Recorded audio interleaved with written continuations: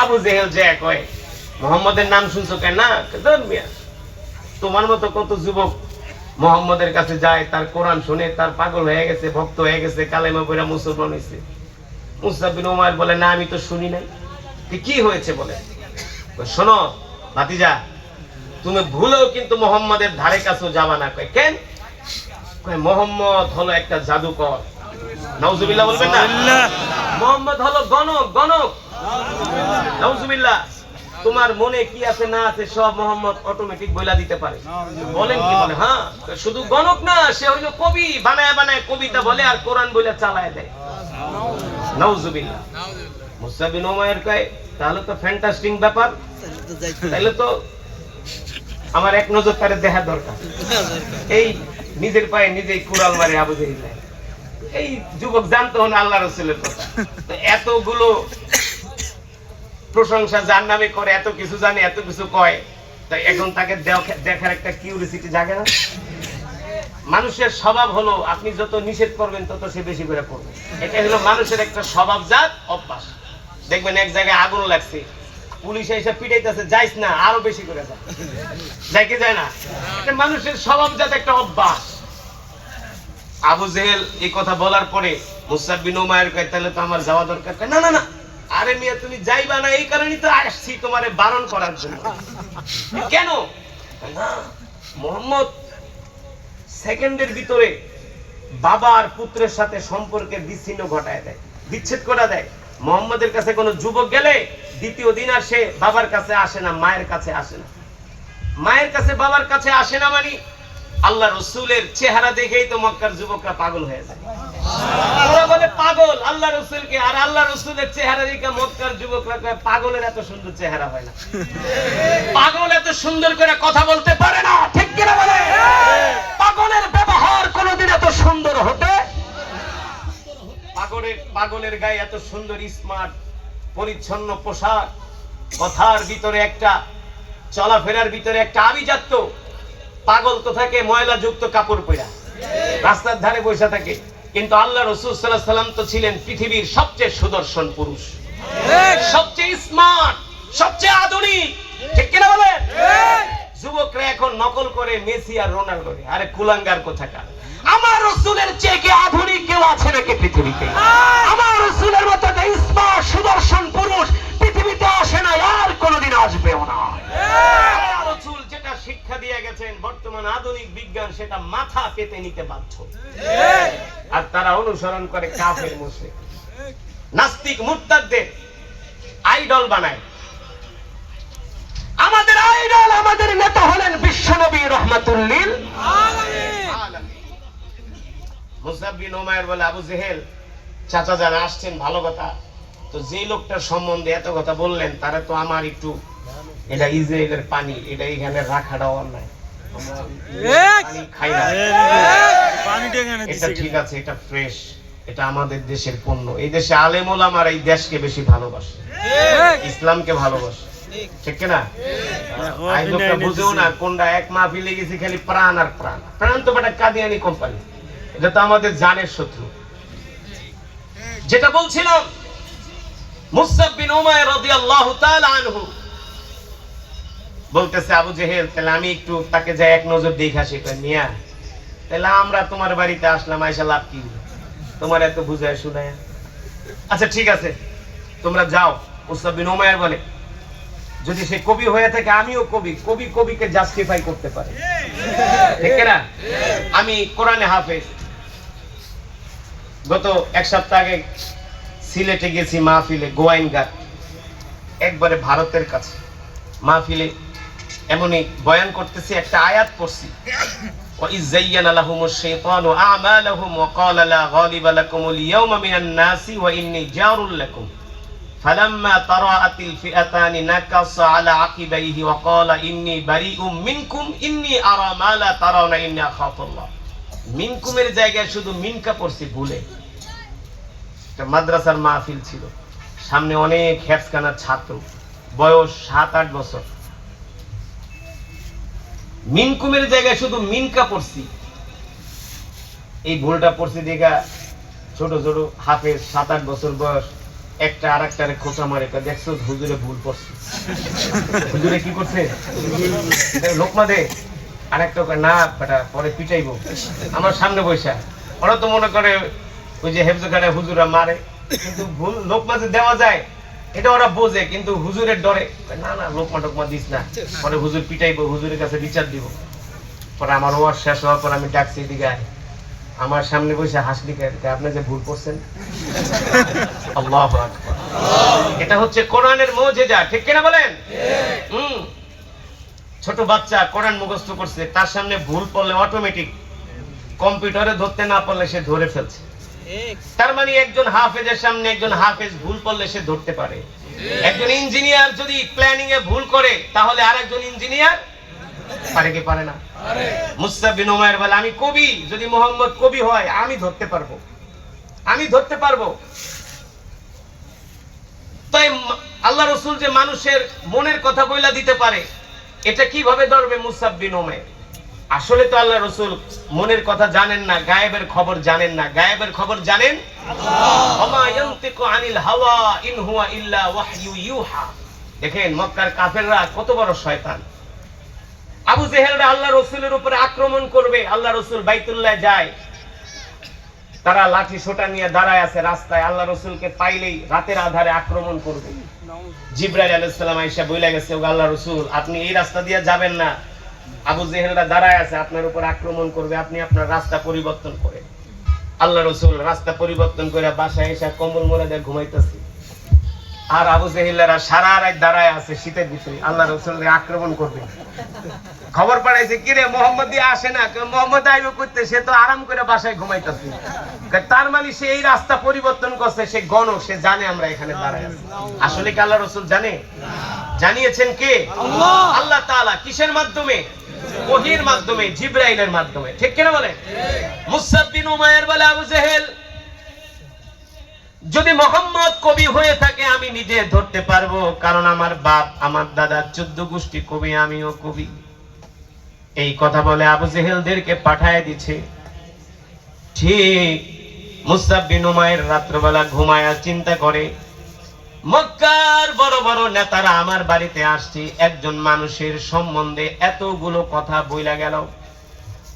কারণ মুসআব বিন উমাইর ছিলেন একজন সুশিক্ষিত যুবক, কবি স্বভাবের মানুষ, চিন্তাশীল মানুষ, শিক্ষিত মানুষ।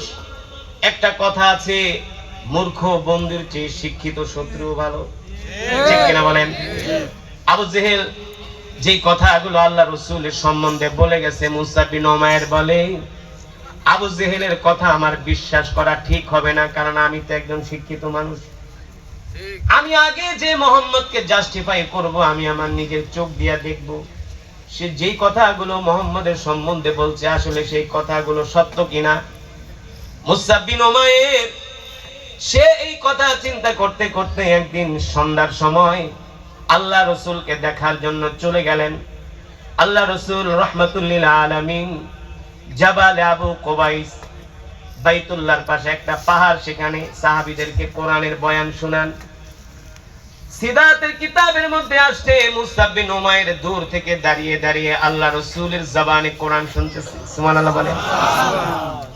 আল্লাহ রাসূলের কণ্ঠে কোরআন শুনে মুসআব বিন উমাইর পাগল হয়ে গেছে। বলে এত সুন্দর হৃদয়গ্রাহী কণ্ঠ, শ্রুতিমধুর কণ্ঠ, আর তিনি তার জবান দিয়া যেটা পড়তেছেন আমি তো দুনিয়ার কোন কবিতার সাথে মিল। আসলে তো এগুলো কবি না, কবিতা না, এগুলো হলো আল্লাহর কোরআন, ঠিক কিনা বলেন? মুসআব বিন উমাইর বলে কোরআনের ভাষাগুলো এত প্রাঞ্জল, এত হৃদয়গ্রাহী, এত হৃদয়স্পর্শী, এত সাহিত্যপূর্ণ ভাষা আমি আজ পর্যন্ত কোনোদিন আমার কান কর্ণকুহরে শুনি নাই, আমার চোখ দিয়াও দেখি নাই। মুসআব বিন উমাইর বলে আমি আল্লাহ রাসূলের জবানে কোরআন শুনে রাত্রে বাড়িতে চলে আসলাম, ঘুমাইতে পারলাম না, সারা রাত চিন্তা করলাম, গবেষণা করলাম। একটা মানুষের বিরুদ্ধে এতগুলো কথা বলে গেল আবু জেহেলরা, একটা কথার কোনো সত্যতা পাই না। তারা বলল মোহাম্মদ পাগল, মোহাম্মদ গণক, মোহাম্মদ জাদুকর, কিন্তু পাগলের চেহারা তো এত সুন্দর হয় না, পাগল তো এত সুন্দর করে কথা বলতে পারে না, পাগল তো কোনোদিন এত সুদর্শন হয় না, পাগল তো এত সুন্দর করে মানুষদেরকে বুঝাইতে পারে না। মুসআব বিন উমাইর বলে, আমার রাতের ঘুম শেষ, আমি আবার পরের দিন আল্লাহ রাসূলের জবানে কোরআন শুনতে চলে গেলাম। আরো আস্তে বল সুবহানাল্লাহ। মুসআব বিন উমাইর বলে, আমি দ্বিতীয় দিনও আল্লাহ রাসূলের জবানে কোরআন শুনলাম। মনে হয় আল্লাহ রাসূলের জবানে কোরআনের তেলাওয়াত আমার হৃদয়কে টাচ করতেছি, প্রতিটা আয়াত যে আমার হৃদয়ে বাড়ি খাচ্ছি, আমার অন্তঃকোহরে ঢুকতেছি, আমি যতই শুনি ততই আমার কাছে ভালো লাগতেছি। মুসআব বিন উমাইর বলে, আমি তৃতীয় দিন শপথ নিয়ে গেলাম, আজকে আমি আল্লাহ রাসূল মুহাম্মদ সাল্লাল্লাহু আলাইহি সাল্লামের সাথে নিজে কথা বলবো।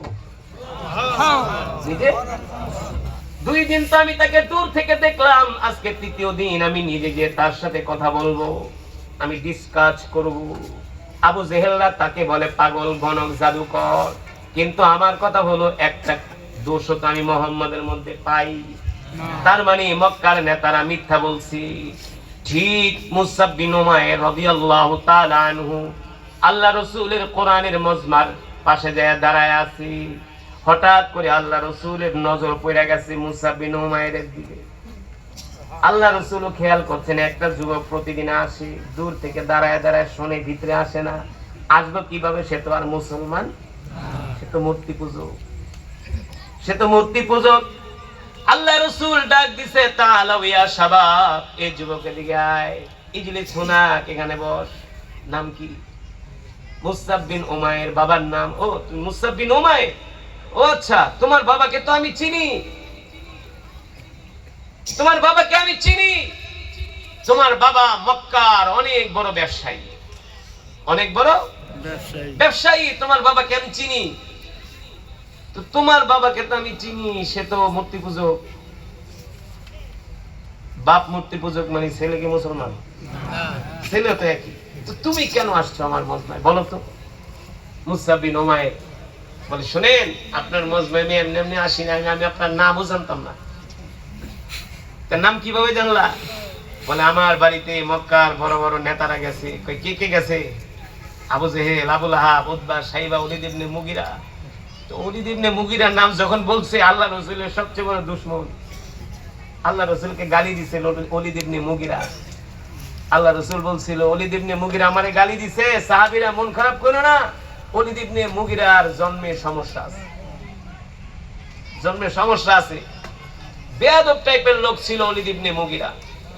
আর আবু জেহেল ছিল ছেসরা, যে লোক আছে এলাকায় দেখবেন বাকি খায় আর টাকা দেয় না, আছে না? বাকি খায় টাকা দেয় না, ছেসরামি করে, বিচার করে দেয়, সালনিশি করে, ঘুষ খায়, কারো থেকে টাকা হাওলাত আনলে আর দেয় না। আল্লাহ রাসূল অনেক বিচার করছে, আবু জেহেল মানুষের টাকা আনছে, দেয় না। আল্লাহ রাসূলের কাছে মক্কার বড় বড় লিডাররা বাইতুল্লাহ বসে আছে, কাবার প্রাঙ্গণে।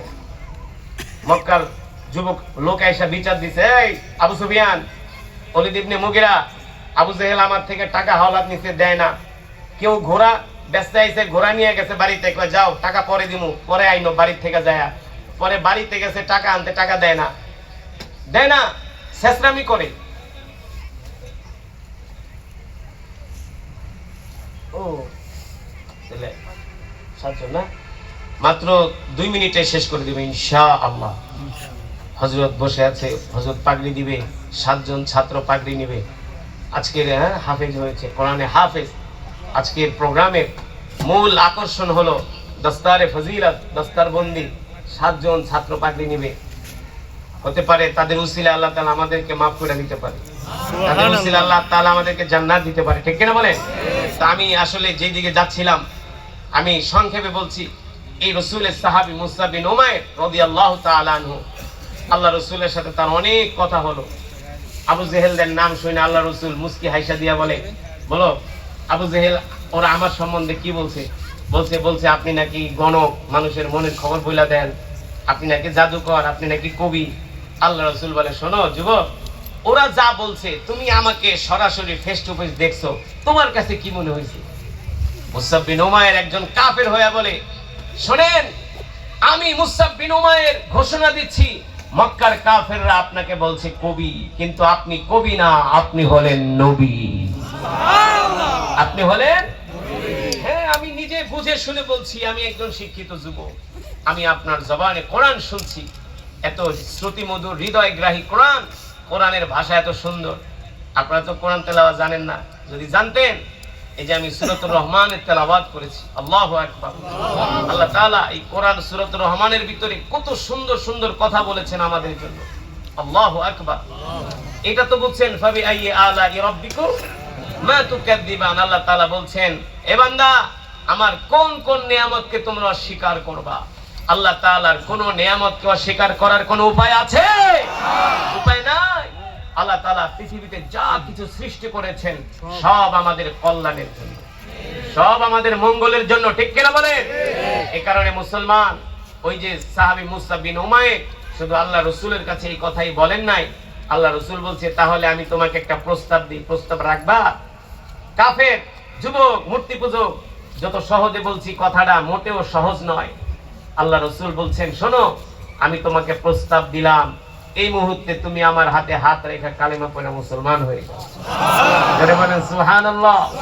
মুসআব বিন উমাইর হাত বাড়ায় দিলেন, বলে গো আল্লাহ রাসূল, আপনি প্রস্তাব দেন, আপনার প্রস্তাব মানতে যে আপনি আমাকে মক্কার একজন সাহসী যুবকের কাতারে পাবেন।